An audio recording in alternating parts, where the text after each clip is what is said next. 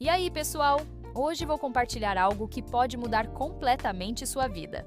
Você já ouviu aquele ditado: "Diga-me com quem andas e te direi quem és"?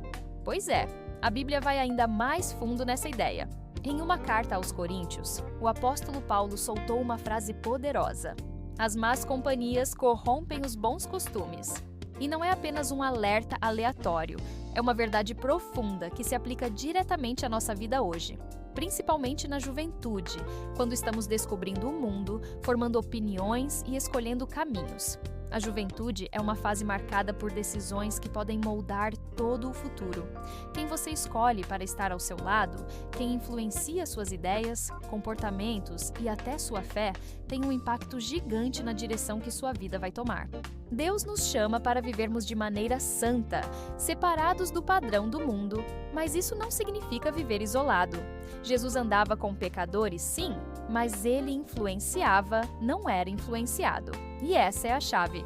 Você é luz ou está sendo ofuscado?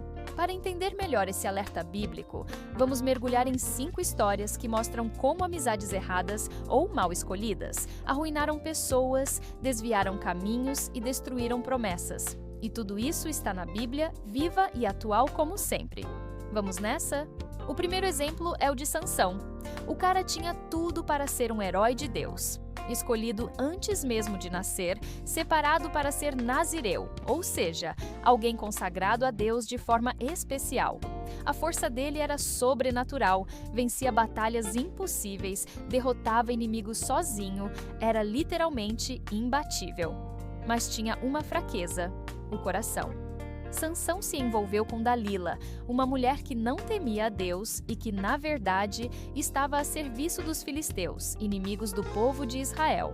Ela fingia amá-lo, mas só queria descobrir o segredo da sua força. E Sansão, apaixonado, foi cedendo, se abrindo, até contar o que jamais deveria. Quando ele revelou que sua força vinha do voto com Deus e que seu cabelo não podia ser cortado, Dalila o traiu. Os filisteus o prenderam, arrancaram seus olhos e o fizeram escravo. Triste, né? Agora pensa comigo, o que teria acontecido se Sansão tivesse escolhido andar com pessoas que temiam a Deus? Que o lembrassem de sua identidade, que reforçassem sua missão? A história poderia ter sido bem diferente, mas as más amizades, e aqui, uma má aliança afetiva, corromperam o bom costume da consagração. O segundo exemplo vem com o rei Roboão, filho de Salomão, neto de Davi.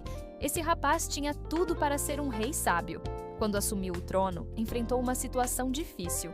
O povo pediu que ele aliviasse as cargas e os impostos que o pai, Salomão, havia colocado. Roboão, então, foi pedir conselho. Primeiro, procurou os anciãos que tinham servido seu pai. Eles deram uma resposta sensata. Se ele fosse bondoso com o povo, os teria ao seu lado para sempre. Mas depois, Roboão foi ouvir os amigos de infância, os jovens que cresceram com ele. E sabe o que eles disseram? Mostre que você é mais forte que seu pai. Seja duro, bote moral. Roboão ouviu os amigos e ignorou os sábios. Resultado: o reino foi dividido. 10 tribos se separaram e formaram outro reino, e Roboão ficou apenas com 2. Uma decisão baseada em más influências causou uma divisão histórica no povo de Deus. Às vezes, os conselhos que mais agradam não são os mais sábios. Os amigos que dizem o que você quer ouvir podem te afastar do caminho certo. E a pergunta é: de quem você está ouvindo conselhos?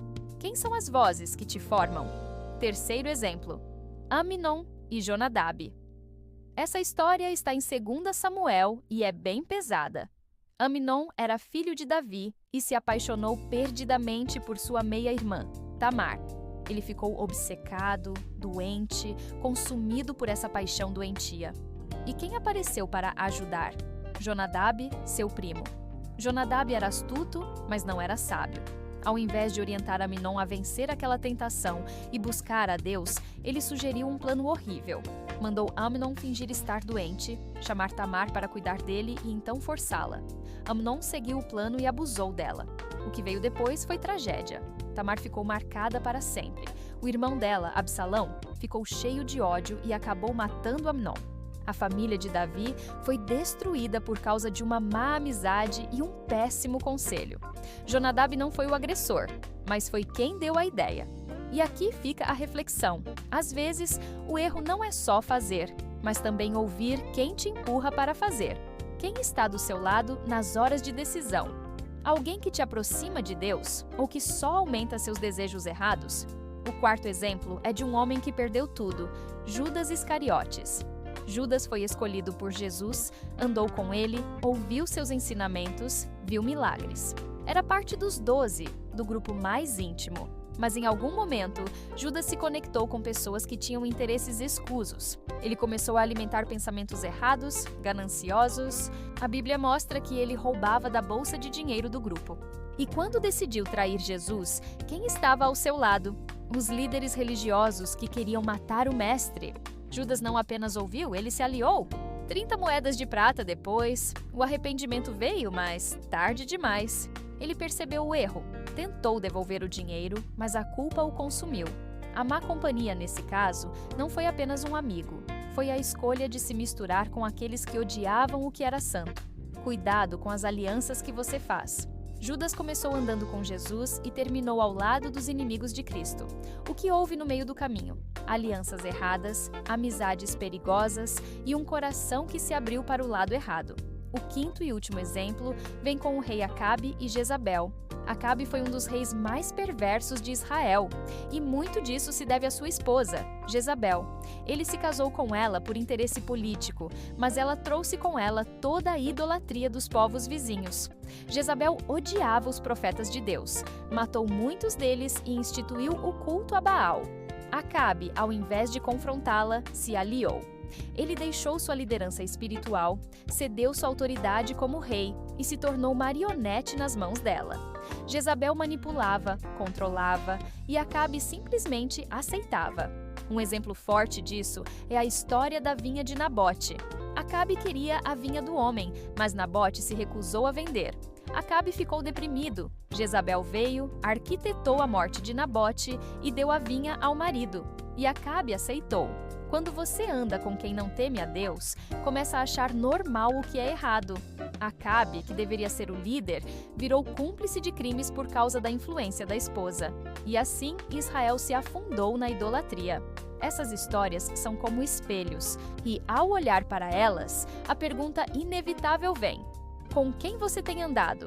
Quem são os seus conselheiros, seus amigos mais próximos, suas referências? Amizades não são neutras. Elas moldam, elas constroem ou destroem. Podem ser um canal de bênção ou uma armadilha. E a boa notícia é que você pode escolher.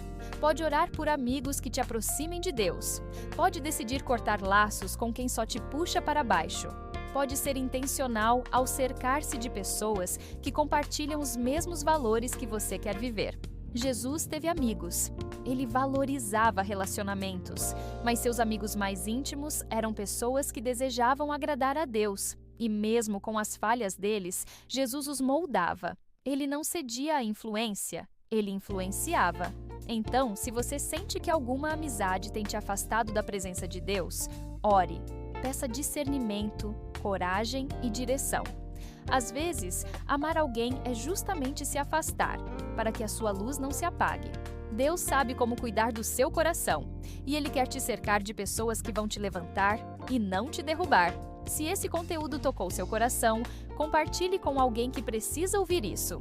Ative o sininho, se inscreva no canal e nos vemos no próximo vídeo. Fiquem com Deus!